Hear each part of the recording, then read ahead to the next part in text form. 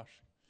Që ka përmendë që të Albertin, po këtë dani me vot deputet, po? Unë besoj që pohet, dhe unë besoj që e meriton, dhe më thëmë për kundër ironisë, se po ka shumë ironi dhe cinizëm në dikuar dhe dozat racizmi, do mendoj që ai person ka ndikim edhe e meriton me qenë deputet. Konkurencën e ka të madhe, po. Konkurencë, okej.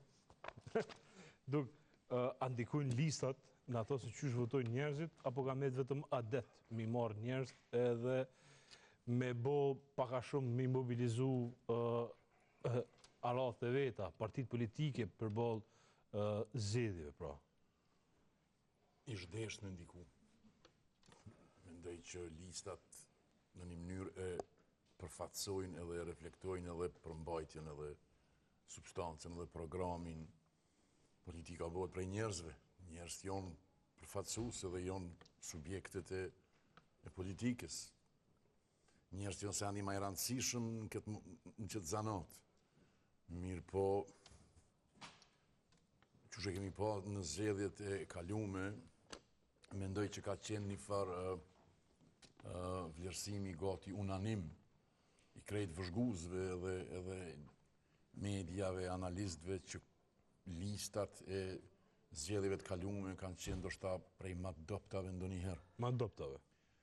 Pa prej ashtim po doni, për gjitha partive? Përgjithsisht prej partive politike, listat janë shku duke u përqendru në një karakteristik për cilën konflikt që jo shëndru gati në një normë jo veç të na, po edhe globale. Ajo është që me sjellë sa ma shumë personalitetet të ndërtuara përmes medjave alternative, përmes rrjeteve sociale, me sjellë sa ma shumë individ cilë të ndërlidhen me një lloj të senzacionalizmit publik ose me shpërthime caktume kështu publike, me qëndrimet pozakonta, atipike, edhe kjo s'po ndodh veç te na.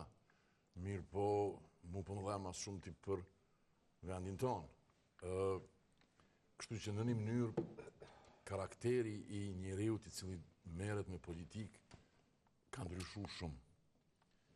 Dikur,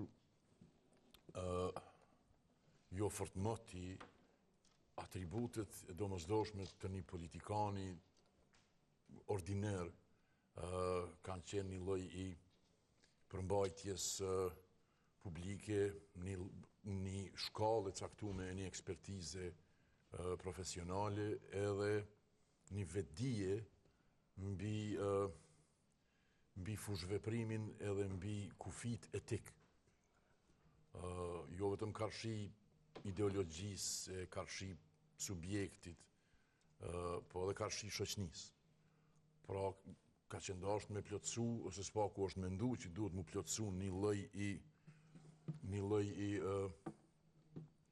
i nivelit të vetdijes mbi vendin ku e cilin i ki ndërmen mi përfatësu mbi momentin politik, mbi institucionin me cilin do të merresh nesër, ajo shembull të marrim ku vendi. Mirë po këto si duket nuk po janë më të rëndësishme. Ose s'paku rëndësia aty ka fillu me humbë shumë. Edhe sot, qysh me thonë, qëndrimet sa ma të pazakonta, qysh me thonë, qëndrimet sa ma dekontekstualizuese që mundet mi pas njeri publikisht, po ta garantoj një lloj të popularitetit. Ai popularitet mandej shumë ma letë po përkthehet në simpati e simpatit ma letë po përkthehet në vota. Kështu që në një mënyrë qysh me thonë, arena politike ka gjasa me mu popullu prej një llojit njerit të cilin s'paku njerës që janë pak ma të vjetër si kurone e kanë shumë vështirë me e identifiku me zanatin e politikanit.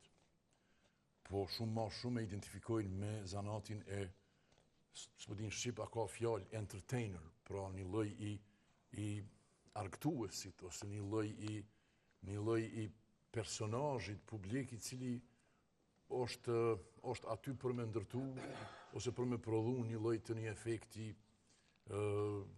senzacional, edhe natyrisht mi thonë veti deputet. Kjo s'na ka ndodhur neve më herët. Jo që na kemi ndonjë histori gjatë, politike e institucionale, mirë po nuk na ka ndodhur më herët. Për këtë shkak unë mendoj, edhe oferta partijake nuk po është tepër shumë e strukturume e as profesionale. Personalisht për mu, në krejt këtë garë, unë e veçoj vetëm një njeri me cilin unë e ko ma letë mu identifiku, edhe si person, po dorën zemër edhe si shkollë e mendimit, e ajo është Zoti Hamza. Bedri Hamza, kryetari i PDK-s. Kryetari i PDK-s. Me qenë se është lloj njeri cilin unë muj me e identifiku si politikan. Për faktin që i takon ndoshta një lloji të botkuptimit politik edhe shoqëror, i cili sot ndoshta nuk po është shumë i tërheqës në këtë kulturën e rrjeteve sociale, mirë po për mu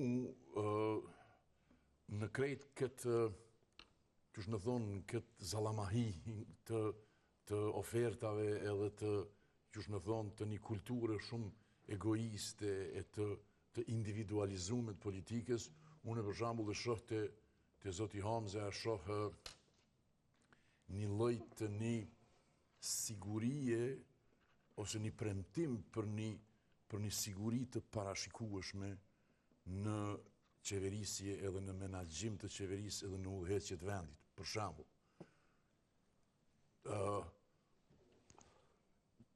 problemi sipas meje është që ky lloj njerëzve, qysh me thonë, entertainer, pra njerëz që bëjnë TikToka, njerëz që ta tërheqin vëmendjen me deklarime krejtësisht pa zakonta, ky lloj njerit mandej e tërheq mas veti edhe një formë të folnes, edhe një tregim i cili do të shndrohet në tregim elektoral. E ajo s'po është tregim as mbi programin, as mbi zgjidhjen, po është më shumë tregim mbi përshkrimin e kundërshtarit, mbi diskreditimin e oponentit.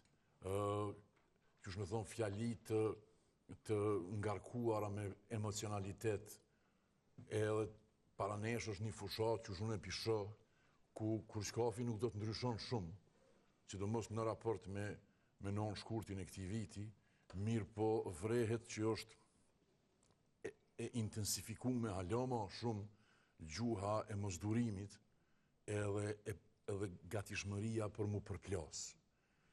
Sa ma shumë për afrohemi 28 shkurtit, qash ma shumë po e hetojmë që personalizimet, sulmet